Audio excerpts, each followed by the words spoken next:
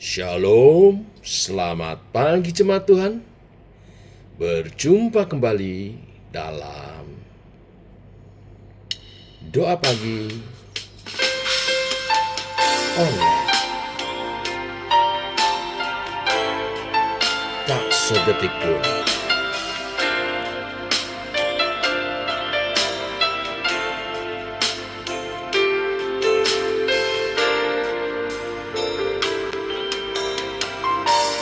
Kau Bapa yang setia, tak pernah sedetik Kau tinggalkan diriku. Hatiku teguh di dalam janjimu sampai ku melihat kuasamu. Karyamu sempurna, ajaib dan mulia. Penyertaanmu buktikan kasihmu kepadaku. Ku agungkan Engkau, Yesus termulia. Kasihmu terindah selamanya.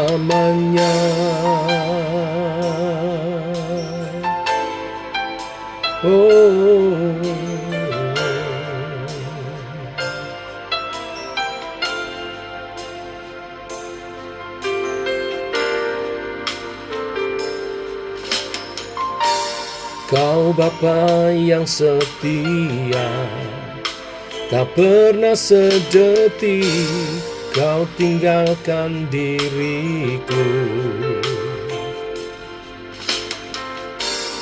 Hatiku teguh di dalam janjimu sampai ku melihat kuasamu.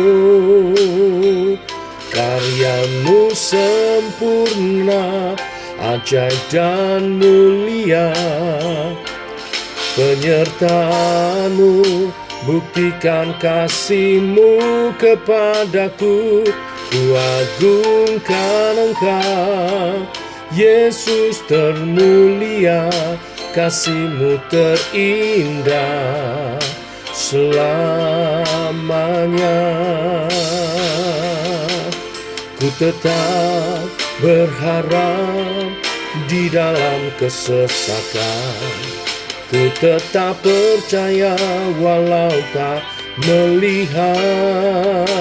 Sebab ku yakin karyamu sempurna, ajaib dan mulia. Penyertaanmu buktikan kasihmu kepadaku. Ku agungkan Engkau, Yesus termulia. Kasihmu terindah selamanya.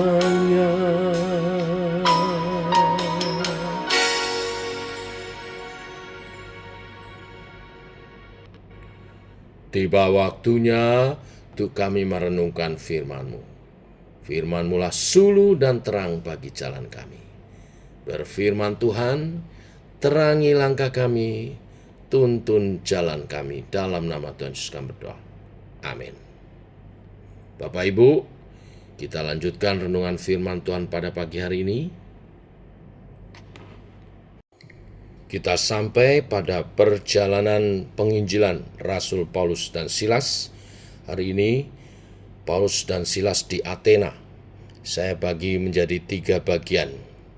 Setiap bagian kita beri judul khotbah Paulus di Areopagus 1, 2, dan 3. Jadi 3 hari ini 3 khotbah berturut-turut. Hari ini Kisah Para Rasul 17 ayat 16 sampai dengan yang ke-25. Demikian firman Tuhan.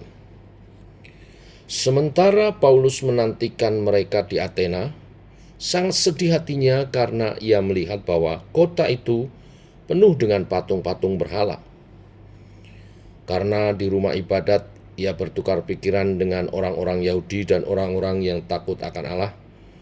dan di pasar setiap hari dengan orang-orang yang dijumpainya di situ. Dan juga beberapa ahli pikir dari golongan Epikuros dan Stoa bersoal jawab dengan dia. Dan ada yang berkata, apakah yang hendak dikatakan si Peleter ini? Tetapi yang lain berkata, rupa-rupanya ia adalah pemberita ajaran dewa-dewa asing. Sebab ia memberitakan Injil tentang Yesus dan tentang kebangkitannya.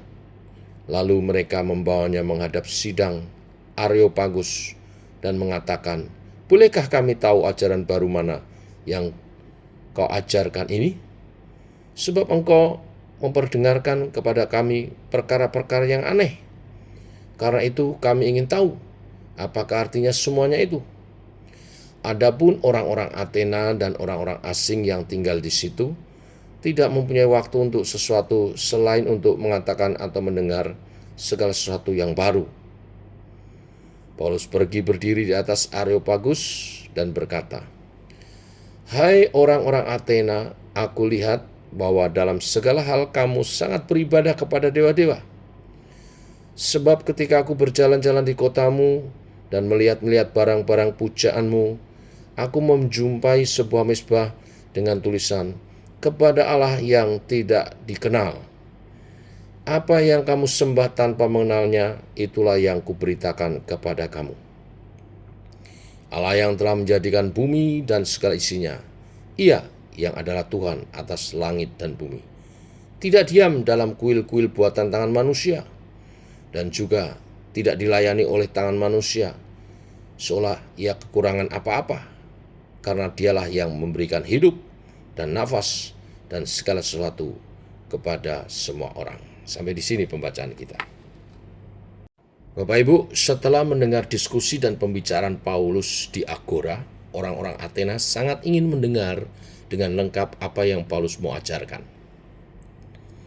Mereka sangat senang kalau mempunyai hal baru yang bisa didiskusikan bersama. Orang-orang Athena sangat senang berdiskusi. Mereka meminta Paulus berbicara di Areopagus, semacam mimbar besar untuk mereka berkumpul, berdiskusi. Maka sekarang kita tiba pada salah satu khotbah yang lestari sepanjang zaman.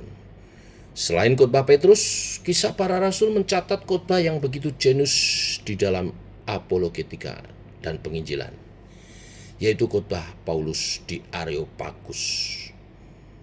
Seperti di awal saya katakan, khotbah ini akan saya bagi menjadi 3 hari berturut-turut, ya.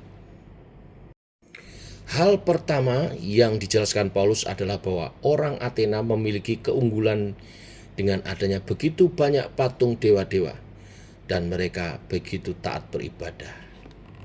Tetapi ada satu mezbah yang di dalamnya bertulisan kepada Allah yang tidak dikenal. Di ayat 23 dijelaskan itu.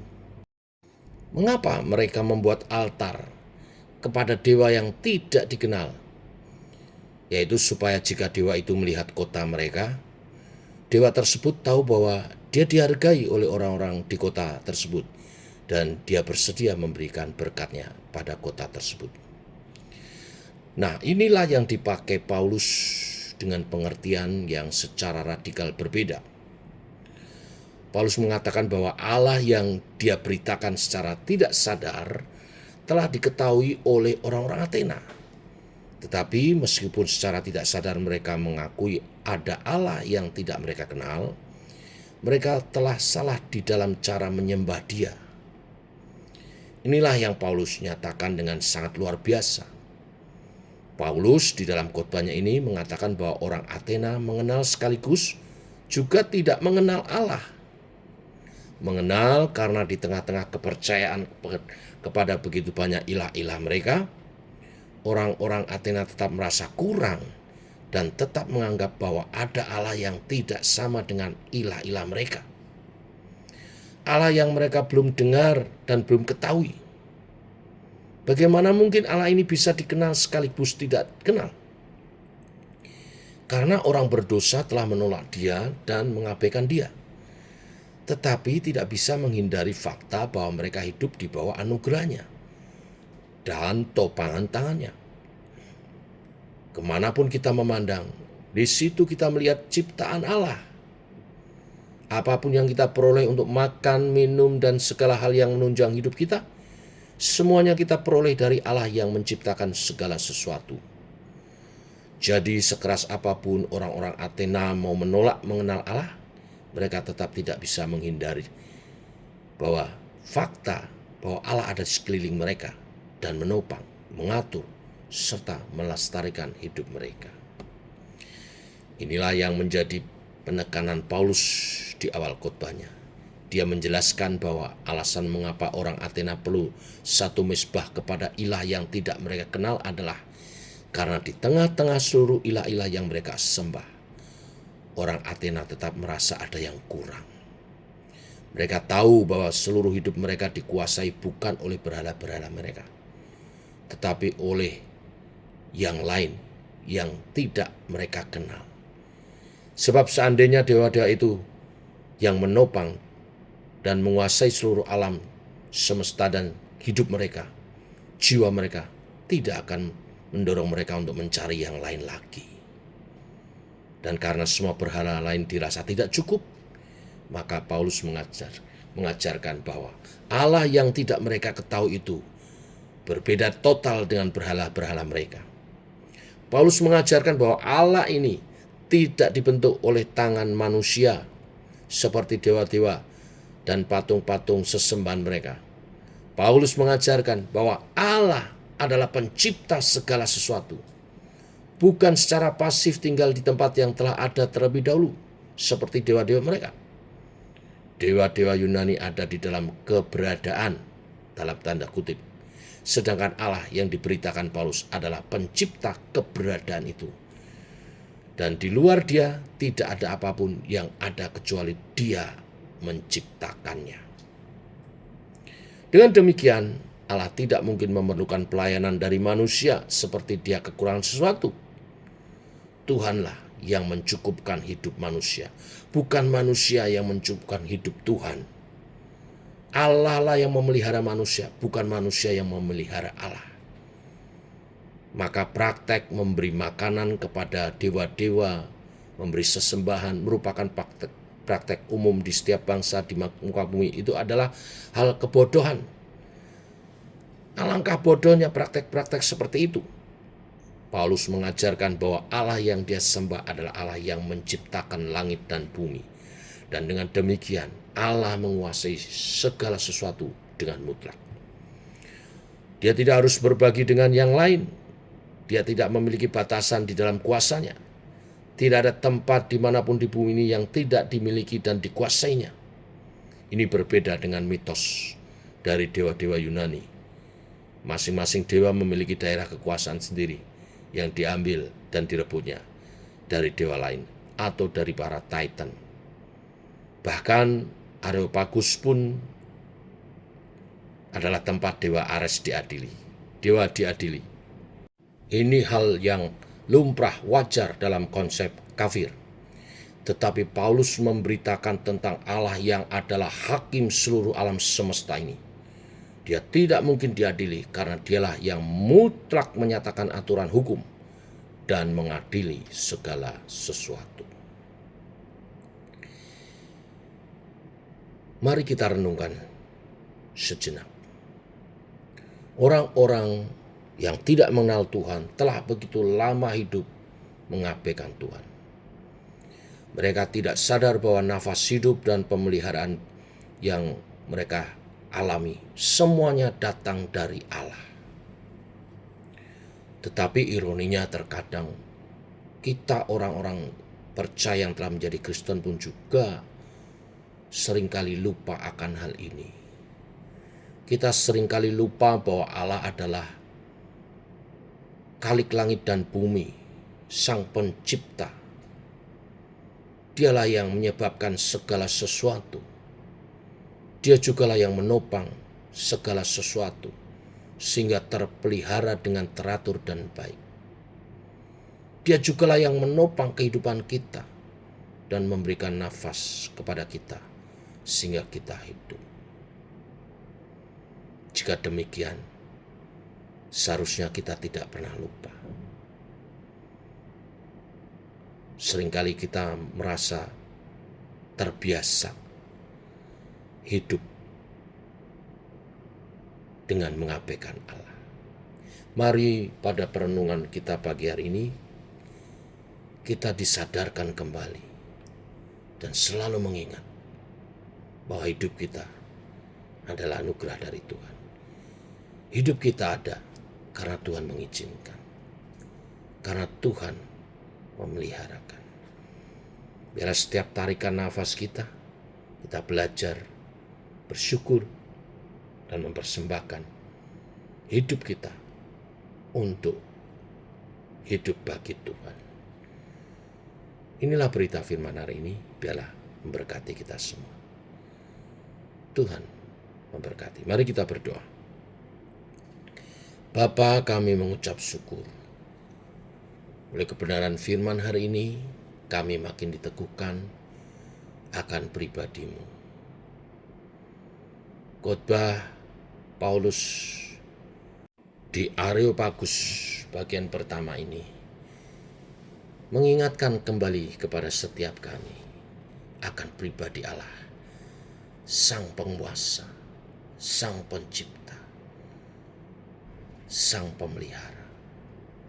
Untuk kami selalu menaruh hormat dan sadar diri untuk tidak pernah melupakan Tuhan, selalu mengingat dan hidup bagi Tuhan. Bimbinglah kami Allah Roh Kudus, hidup seturut kebenaran-kebenaran firman, sehingga apa yang Tuhan rancangkan bagi setiap kami digenapi. Kami hidup memuliakan Tuhan. Biarlah sepanjang hari ini hidup kami memuliakan nama-Mu.